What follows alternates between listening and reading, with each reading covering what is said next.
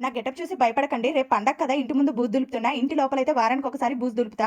ఇంటి ముందు కూడా వారానికి ఒకసారి బూజు దులిపాననుకోండి, అటు పక్కామా ఇటు పక్కామా ఈమెకు పని పాట లేదా, పండగ లేదు, పబ్బం లేదు, బూజు దులుపుకుంటూ ఉంటదని అంటారేమో అని అందుకే నెలకొకసారి బయట బూజు దులుపుతా. ఇల్లైతే శుభ్రం అయిపోయింది. ఇంకా దేవుని దగ్గర కూర్చున్నా క్లీన్ చేద్దామని. ఏ గుడికి వెళ్ళినా ఆ దేవుని ఫోటోనో విగ్రహమో తీసుకొస్తా. పెట్టడానికి ప్లేస్ లేనంతగా విగ్రహాలను నింపేశా. తేవటమే కాదు, మా అమ్మ కూడా తీర్థయాత్రకు వెళ్ళినప్పుడల్లా ఆ దేవుని విగ్రహం తీసుకొస్తది. నాకు మా అక్కకి గుర్తుగా దేవుని గది శుభ్రం చేసి ఫోటోలకి కుంకుమ బట్లు పెట్టేసరికి నాకు దేవుడు కనపడతాడు. అన్ని దేవుళ్ళు ఒక్కడే అని ఒక్క ఫోటోనే ఉంచుకుందాం, పని తగ్గిద్ది అనుకుంటే దేవుని ఫోటోస్ తీయడానికి మనసేమో ఒప్పదు. ఈ రోజు మా ఆయన నోటికి దొరకకుండా తప్పించుకున్నా, అదేంటి చేతికి దొరకకుండా తప్పించుకున్నాను అంటారు కదా, నువ్వేంటి నోటికి దొరకకుండా తప్పించుకున్నాను అంటున్నావని మీకు డౌట్ రావచ్చు. మా ఆయన మావి చిగురు సినిమాలో జగపతి బాబు క్యారెక్టర్ లాగా ఉంటాడు. నన్ను కొట్టే సీన్ లేదు కాబట్టి ఎప్పుడైనా అరుస్తాడు అంతే. అందుకే అలా అన్నా. ఇంతకీ ఏం చేశానో చెప్పలేదు కదా. జీడిపప్పు వేసి ఉప్మా చేయమంటే పెసరపప్పు వేసి ఉప్మా చేశాను. అదేంటి ఉప్మా చేయమంటే చక్కెర పొంగలి చేసావని అన్నాడు. అది చక్కెర పొంగలి కాదు, ఎండలు ఎక్కువగా ఉన్నాయి కదా, చలవ చేసిద్ది అని పెసరపప్పు వేశాను అని చెప్పా. పాపం సైలెంట్ గా తినేశారు. అసలు నిజం మీకు చెప్తా, గోధుమ రవ్వ అనుకోండి హడావుడిలో పెసరపప్పు వేసి తర్వాత సరిగ్గా చూసి గోధుమ రవ్వ వేశాను. ఇప్పుడు ఈ వీడియో చూసి నిన్నేం అనడా అని మీకు డౌట్ రావచ్చు. చెప్పాను కదండి మా ఆయనది జగవత్ బాబు క్యారెక్టర్ అనేసి. ఉప్మా తిని కూడా అరిగిపోయిందిలే, ఇంక ఇప్పుడు ఏమంటాలే అనుకుంటారు.